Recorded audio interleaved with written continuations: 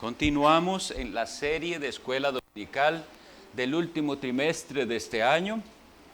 La serie se llama Sabiduría, Doctrina y Razones Prudentes. ¿Cuál es el propósito del libro de los Proverbios según su primer capítulo? Y he encontrado un material que estoy seguro que será de gran bendición para nosotros. Y le he querido poner este título, El aroma del Evangelio en Proverbios, basándome en un escrito que encontré de un pastor de apellido Raymond. Entonces vamos a ir a Proverbios capítulo 11.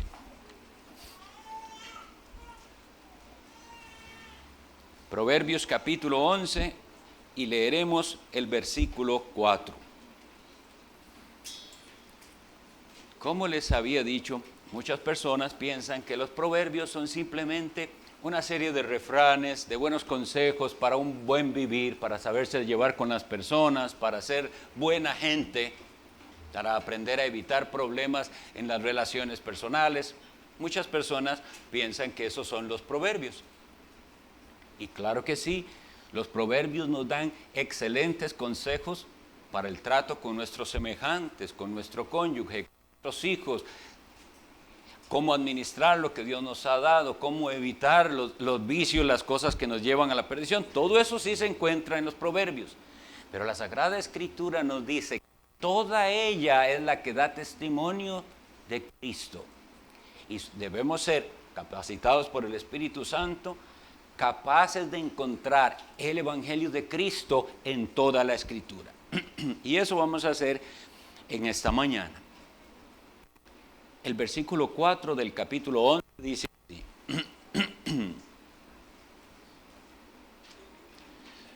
No aprovecharán las riquezas en el día de la ira, mas la justicia librará de muerte.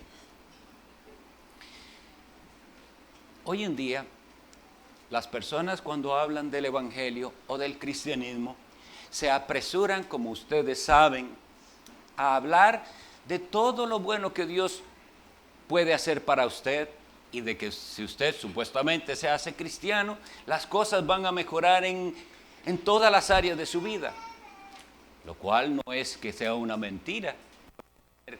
Bien claro qué es realmente el progreso que se adquiere cuando una persona tiene a Cristo. No necesariamente se habla de progreso en las cosas de esta vida, como decir que usted le va a tener buena salud, que le va a ir bien en los negocios, que va a tener un hogar excelente, hijos excelentes. El Evangelio no se aprecia si no empezamos en el orden en que empieza a decir las cosas en su palabra. Hay un día que se llama, ¿debo usar este o cambio? Es para que los que lo ven.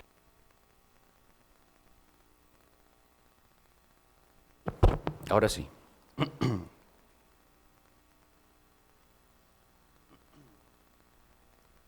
Bien. Les decía que entonces tenemos que presentar el Evangelio en el orden que también lo presenta la Biblia. Y este versículo 4, aunque sí se refiere a circunstancias de esta vida, imaginémonos un tribunal, pero un tribunal justo de esta tierra.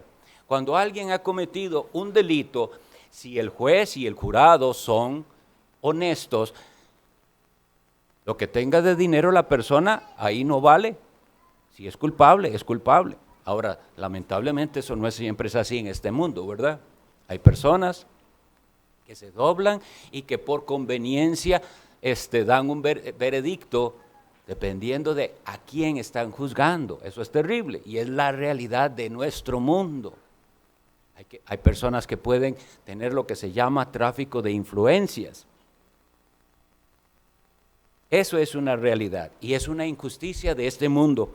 Pero el día del que está hablando aquí es más que un simple tribunal de este mundo juzgando cosas de este mundo.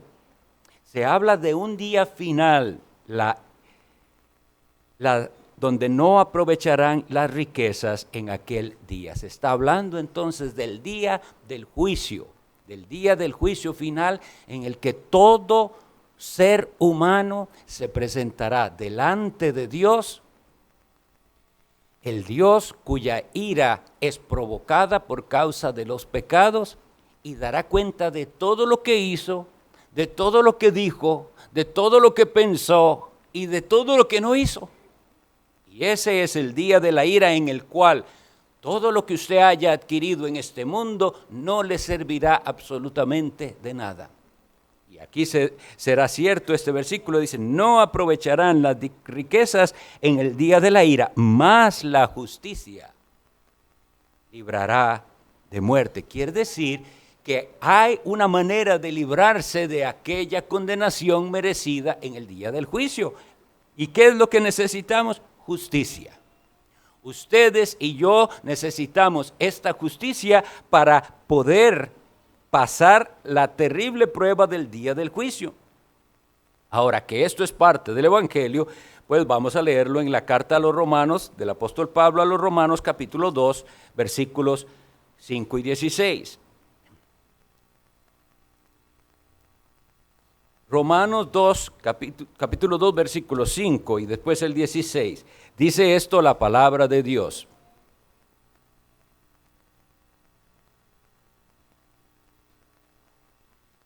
Romanos 2, 5 dice, pero por tu dureza y por tu corazón no arrepentido, atesoras para ti mismo ira para el día de la ira y de la revelación del justo juicio de Dios. Con este versículo lo que estoy haciendo es apoyando lo que acabo de afirmar de que hay un día en el que Dios juzgará y se llama el día de la ira. Y en ese día muchos se presentarán con todo lo que han acumulado por causa de tener un corazón duro y no arrepentido. El versículo 16 nos muestra la seriedad de este juicio. Y el versículo 16 dice así del capítulo 2, en el día en el que Dios juzgará por Jesucristo los secretos de los hombres conforme a mi evangelio. Es decir, el evangelio contiene la doctrina del juicio. Si nosotros vamos a entender el evangelio y a compartirlo, tenemos que entender que el juicio es parte esencial del evangelio, donde le presentamos al hombre pecador la realidad de que viene un día en el que Dios juzgará, que dice ahí, no nuestras apariencias solamente, sino los secretos de los hombres. Aquello que usted pensaba que nadie se dio cuenta, que me salí con la mía, aquel que tal vez en un juicio dijo, me salvé, se salvó aquí, pero no en aquel día final. Entonces hay un día de juicio. Y este versículo nos dice, por el que empezamos, que en ese día no aprovecharán las riquezas, mas la justicia librará de la muerte. Y entonces, ¿cómo hacemos? ¿Cómo hacemos si necesitamos justicia? Según a los Corintios 5:21 nos dice de una manera muy sencilla y clara lo que realmente es la parte bendita del Evangelio, la buena noticia que nos dice, al que no conoció pecado, por nosotros lo hizo pecado para que nosotros fuésemos hechos justicia de Dios en él. Vean la bendición. A Jesucristo, que no conoció pecado y jamás quebrantó la ley de Dios, Dios el Padre lo hizo pecado en aquella tremenda cruz del Calvario. ¿Para qué? Para que los que confían en Jesús y han ido a Cristo arrepentidos de sus pecados, ahora ya tengan esa justicia de la cual nos dice Hebreos 11:4, que nos librará de la muerte. Bien. Vuelvo a decir, el tema de hoy es el aroma del Evangelio en Proverbios.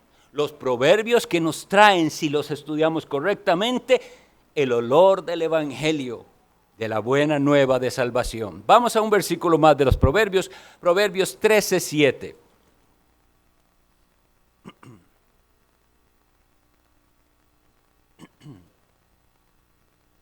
Proverbios 13:7 dice, hay quienes pretenden ser ricos y no tienen nada, y hay quienes pretenden ser pobres y tienen muchas riquezas.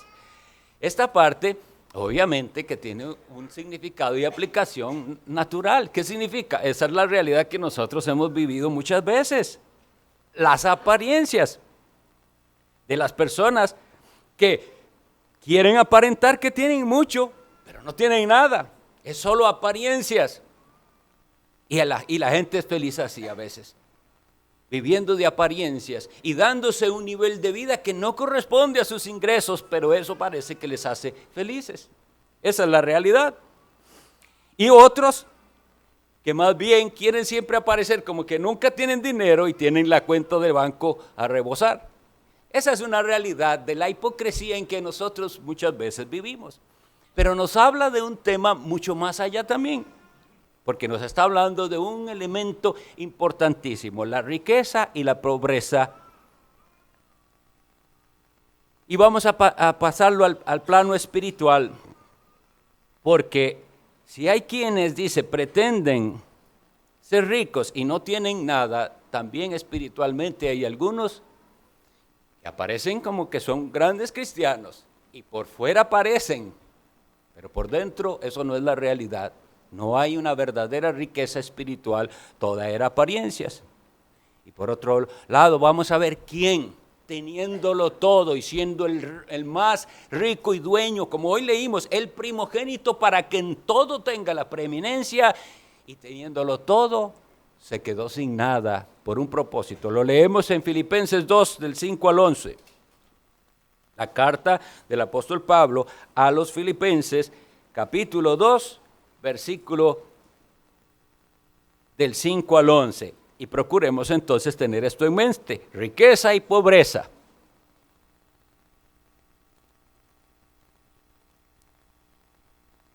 Haya pues en vosotros este sentir que hubo también en Cristo Jesús, el cual, siendo en forma de Dios, no estimó el ser igual a Dios como cosa a que aferrarse, sino que se despojó a sí mismo, tomando forma de siervo, hecho semejante a los hombres, y estando en la condición de hombre, se humilló a sí mismo, haciéndose obediente hasta la muerte y muerte de cruz, por lo cual Dios también le exaltó hasta lo sumo, y le dio un nombre que es sobre todo nombre, para que en el nombre de Jesús se doble toda rodilla de los que están en los cielos y en la tierra y debajo de la tierra, y toda lengua confiese que Jesucristo es el Señor, para gloria de Dios Padre. Y un versículo más, 2 Corintios 8, 9.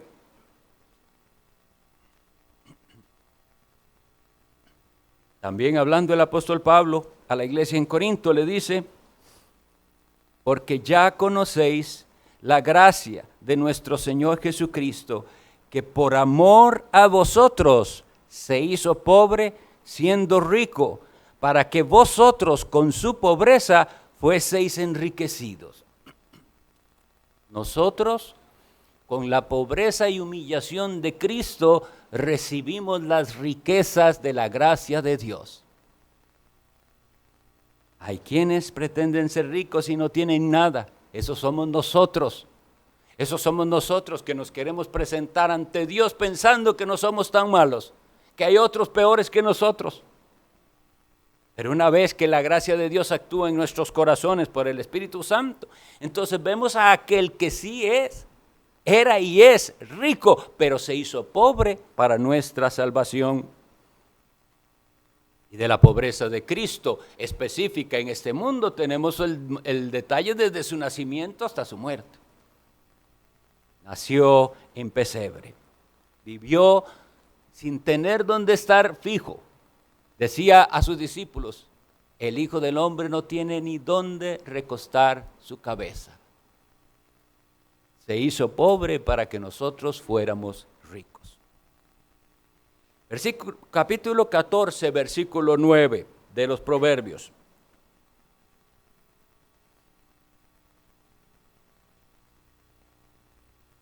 Los necios se mofan del pecado, mas entre los rectos hay buena voluntad. Los necios se mofan del pecado. Para una persona sin Cristo, el pecado no es cosa grave. Y de hecho, por eso es que en el mundo se le ponen otros nombres a las cosas que son pecado y les dicen de otra manera para que no suene tan feo. Y ahora entonces la dependencia de las drogas tiene un nombre. Pero ese dependiente de drogas, sea de alcohol o de lo que sea, es pecador ante Dios. Quien ha dicho que los borrachos no heredarán el reino de Dios.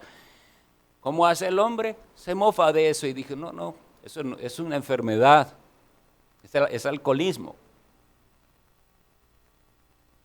La inmoralidad sexual también. Y a las infidelidades del adulterio, no se le dice adulterio porque la Biblia dice que los adúlteros no heredarán el reino de Dios. Entonces, ¿cómo hace? El ser humano le cambia el nombre y dice, es que él es, hay palabras en el mundo que usan para eso, es aventurero, tuvo una aventura, o ella tuvo una aventura que sí se llama, esa aventura es pecado que le llevará a la condenación. Entonces, vemos cómo los necios se mofan del pecado. Y para las personas en esa condición, el evangelio se convierte en una locura. ¿Por qué? Porque les habla con una verdad que es bastante incómoda. Entonces, en la primera carta de los Corintios,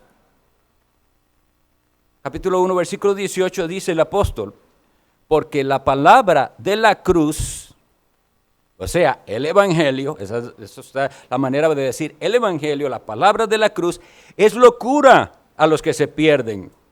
Es una locura.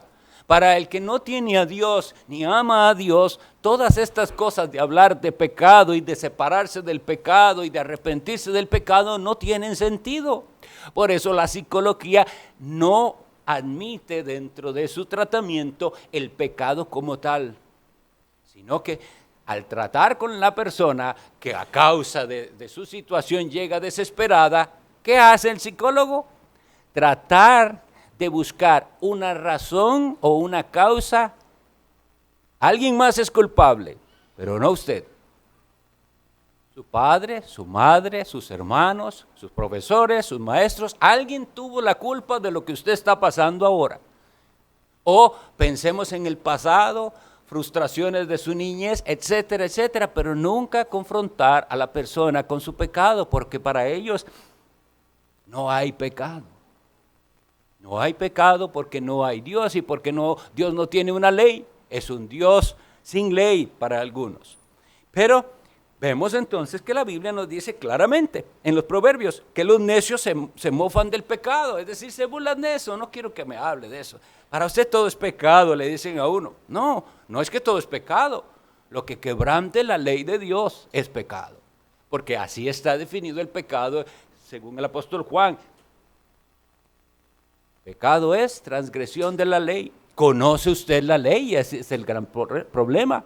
Que hoy podemos hacer una encuesta y la gente no conoce los mandamientos de Dios. Y si no conoces los mandamientos de Dios, ¿cómo sabes si estás quebrantándolos y pecando contra Dios? El necio es el que se mofa del pecado. ¿Es usted un necio? ¿Se ríe usted del pecado? ¿Busca una excusa, una justificación rápida de por qué tuvo que hacer aquello? Y algunos hasta, hay ejemplos que podemos ver de gente que riéndose y dice, tuve que mentirle porque tal y tal cosa. ¿Cómo tuve que mentirle?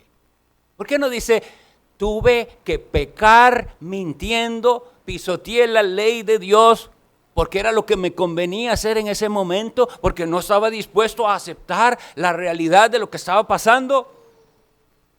El necio es el que se mofa del pecado. Pero entre los rectos hay buena voluntad. ¿Y qué nos enseña este versículo? Que necesitamos saber cómo llegar a ser rectos. Si usted se siente en este momento, yo soy de esos necios, ¿cómo hago para dejar de ser necio y ahora ser un recto para el cual hay buena voluntad? Entonces, seguimos avanzando y veremos que Dios no solo nos presenta la realidad de nuestra triste condición en el pecado. Eso hay que decirlo. Todo esto que hemos venido hablando no se puede obviar ni esconder. Que hay pecado que nos separa de Dios y que hay un día en el que Dios llamará a cuentas a cada uno. No se puede esconder. Pero la Biblia nunca nos deja simplemente en ese estado en el que ahora ¿qué voy a hacer? Me doy cuenta de que soy un necio, me doy cuenta de que voy hacia el camino de la condenación y ahora ¿qué hago? Siempre el Evangelio nos da, el Evangelio completo nos da la salida. ¿Y qué hizo Dios? Dios que es misericordioso y clemente, como veremos, para tratar con esto. Vamos al siguiente proverbio que traigo en la lista, que es el proverbio 16:6.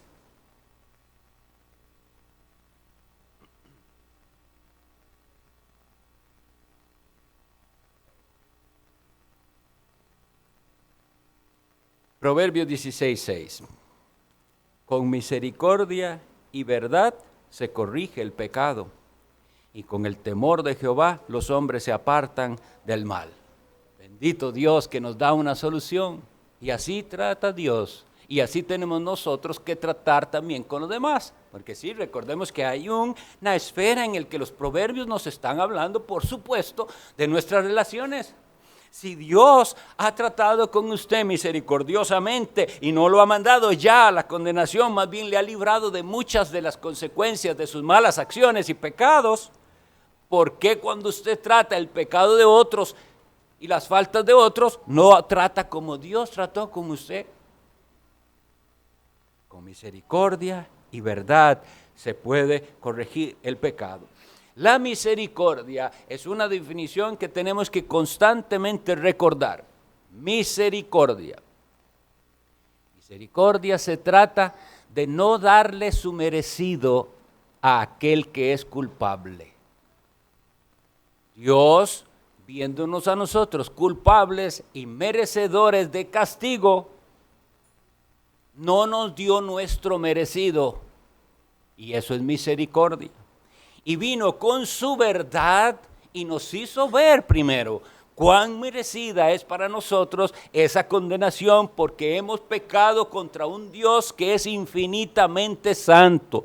Nuestras ofensas no son contra nuestros semejantes nada más, son contra un Dios que es santo de manera infinita. Y por eso la pena por ofender a alguien que es infinitamente santo es una pena eterna. Lo que nosotros sabemos por la Biblia que se llama el lago de fuego, el infierno. ¿Y cómo Dios trató con nuestro pecado? Dice aquí que con misericordia y con verdad vino a corregirnos. Y con el temor de Jehová los hombres se apartan del mal. ¿Cómo es que llega a suceder esto? Que nosotros que vivíamos haciendo nuestra propia voluntad y caminando según nos parecía en esta vida, ahora sí nos interesa agradar a Dios y hay temor de Dios en nuestro corazón de no ofenderle. ¿Cómo pasó eso? La Biblia nos lo explica. Y vamos a leer Ezequiel 36:26.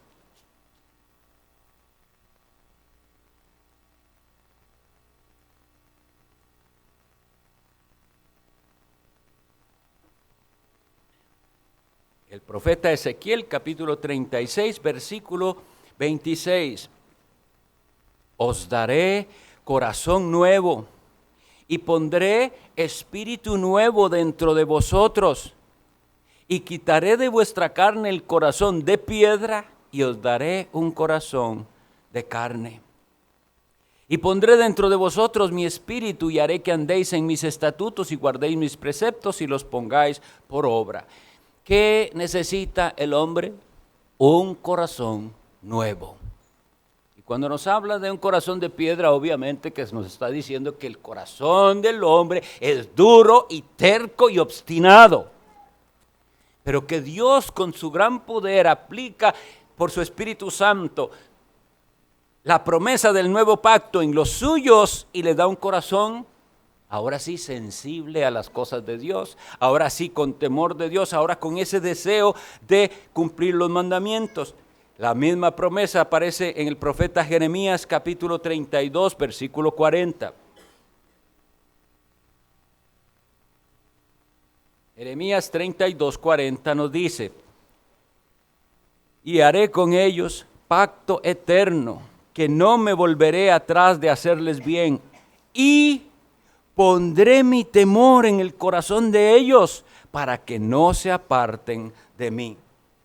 Es Dios quien hace ese cambio en el corazón para que tengamos temor de Dios y amemos los mandamientos que antes no nos importaban y ahora van a ser nuestro deleite. No es que cumplimos la ley de Dios a regañadientes y solamente por el miedo al castigo. No, es que ahora que Él nos ha dado un nuevo corazón, que ha tratado con nosotros con misericordia y con verdad, nos ha corregido y nos ha llevado a tener temor de Dios y a apartarnos del mal, porque esa es la definición también.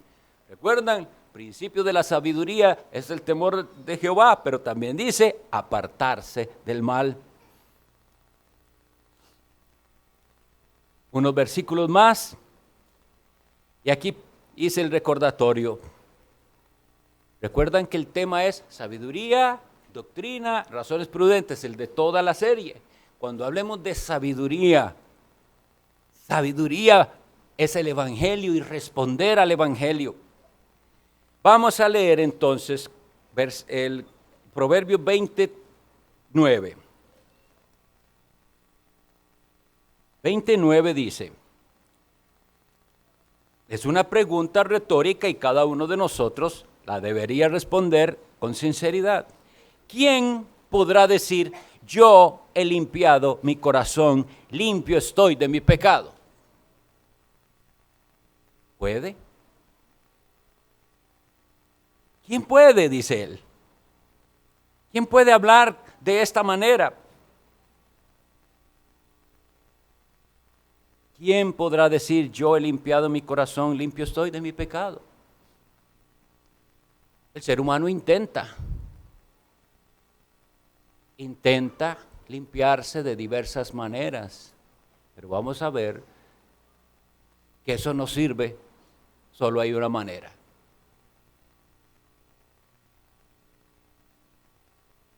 Ahorita vemos la manera y vamos primero al Proverbio 30:12 para que veamos la gravedad de nuestros diagnósticos personales.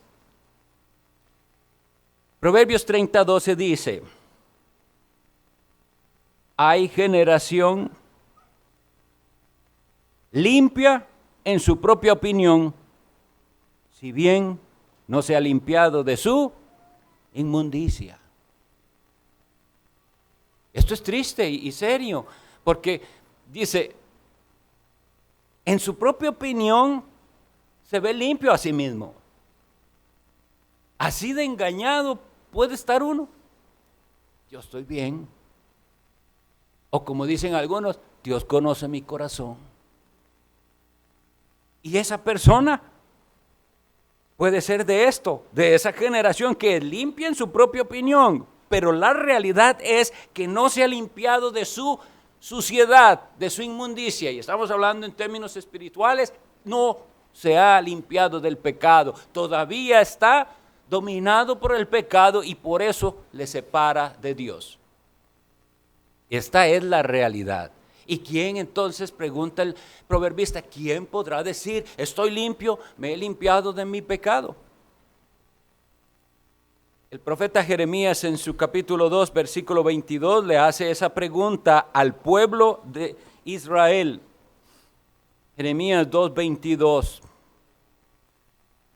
Más bien les afirma su condición. Escuchemos estas serias palabras del profeta de Dios al llamado pueblo de Dios. Aunque te laves con lejía y amontones jabón sobre ti, la mancha de tu pecado permanecerá aún delante de mí, dijo Jehová el Señor. el jabón y la lejía. Era con lo que ellos limpiaban las cosas para tenerlas limpias. Sean las ropas, sean otros utensilios. Pero dice, esto no se limpia por fuera. Esto no se trata de un cambio superficial. Voy a dejar de fumar, voy a dejar de hacer esto, unas cositas. No se trata de una reforma exterior.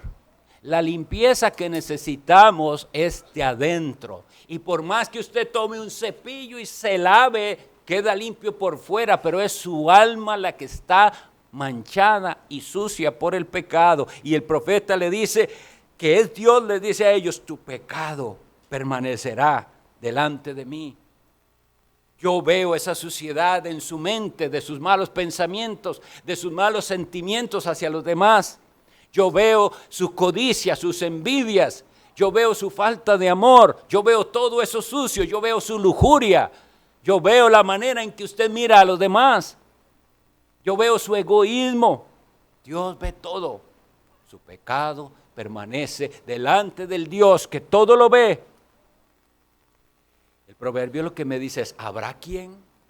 ¿Habrá quien pueda decir yo me he limpiado?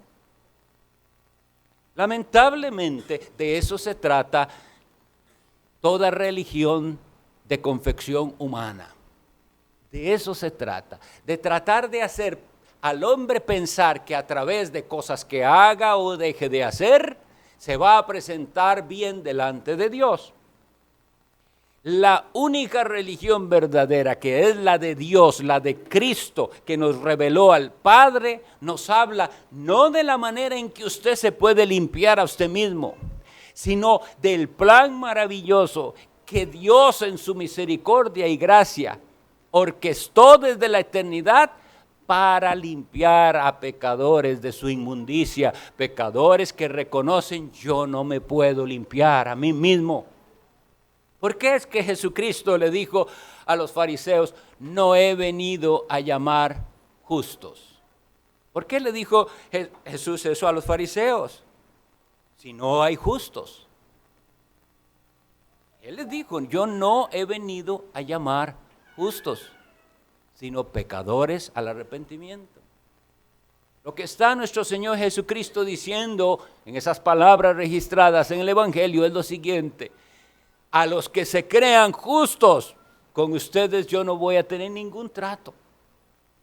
Ustedes se creen justos, ustedes están tratando de limpiarse a sí mismos y piensan tener métodos para presentarse a un día ante el Dios que los creó. Vayan a ver cómo les va. Lo que pasa es que ese Dios justo y santo juzgará con respecto a su santa ley, y esa ley es perfecta. Esa ley no admite, simplemente dice lo mejor que pude. No, esa ley es perfecta y demanda perfección. Por eso Él vino a los pecadores, a los que sí pueden decir, yo he intentado de todo y no puedo cambiar. Tengo que venir al único que me puede cambiar, Jesucristo, al único que derramó su sangre en la cruz del Calvario, porque esa sangre limpia de pecado. Hace las dos cosas, recordémoslo bien, hace las dos cosas. Nos da el perdón y nos limpia de pecado. ¿Cómo es el perdón? Bueno, recuerden lo que decíamos. En el día del juicio las riquezas no valen. No hay multa que yo pueda pagar. Aquí, pensando otra vez en cómo iniciamos, si usted tiene riquezas y cometió un delito, puede que sus riquezas le salven en ese momento, sí, porque usted tiene plata para pagar la multa. 1 millón de multa, tengo 1 millón, tome. Y el pobre no tiene con qué pagar, va a la cárcel. Pero en aquel día no vale nada de lo que usted pueda dar, porque en la balanza de Dios se necesita perfección, a menos que venga alguien, y ese alguien es Jesucristo, y Él diga, yo pago lo que Él debe. ¿Ven qué precioso? Él debe algo que no lo puede pagar, pero el Señor Jesucristo viene y dice, yo tengo para pagar lo que Él debe. ¿Cómo lo paga Jesús? Con su sangre. Eso es lo que dice el apóstol Pedro, que no con oro, ni plata, ni piedras preciosas, sino con la sangre preciosa de Jesucristo. Proverbios 20, 28.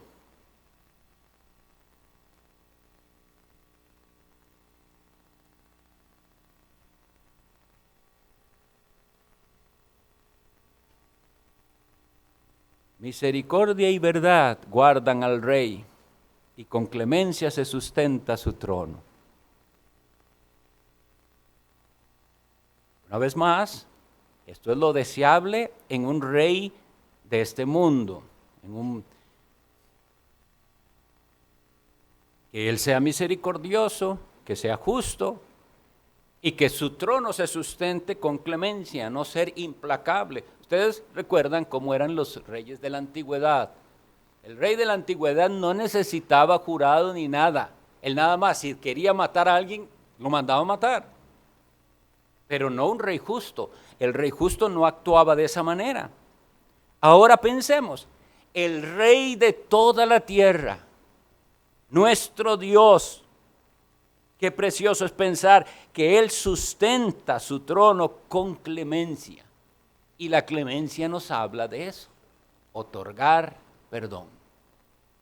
Entonces, esta es la imagen del juicio. Se presenta ante el juicio la terrible deuda que yo tengo delante de Dios. Y yo reconozco, no hay manera, yo eso no lo tengo manera de pagar. Cuánto pecado hay en mi corazón, cuánto he quebrantado la ley de Dios. Y cuando pensamos en la ley de Dios, resumámoslo a los dos grandes mandamientos que ustedes y yo hemos quebrantado todos los días de nuestra vida. Amarás al Señor tu Dios con toda tu alma, tu corazón y tu mente. Y usted no lo ha amado así, ni yo tampoco. Culpable ya. ¿Cómo le paga a Dios que no lo amó usted como debería? Amarás a tu prójimo como a ti mismo. No lo has cumplido. Ni el mejor día de nuestras vidas hemos amado a los demás como deberíamos amarlos. Menos los días malos. Culpable. ¿Cómo pagamos tal cosa? Hay clemencia. Porque cuando Jesucristo viene y ofrece el precio y pagar la multa, hay clemencia y el juez dirá, está bien, acepto eso, ese pago que está dando mi hijo, su propia sangre. Esa es la clemencia, porque Dios, si hubiera decidido condenarnos a todos, sigue siendo justo. Eso era lo justo. Pero Dios no solamente es justo, sino que es clemente y otorga perdón. ¿A quiénes? A todos los que se arrepienten y creen en Jesús. La clemencia sustenta, puse ahí, el trono de nuestro Rey. Y último versículo para ir concluyendo. Proverbios 20, 30.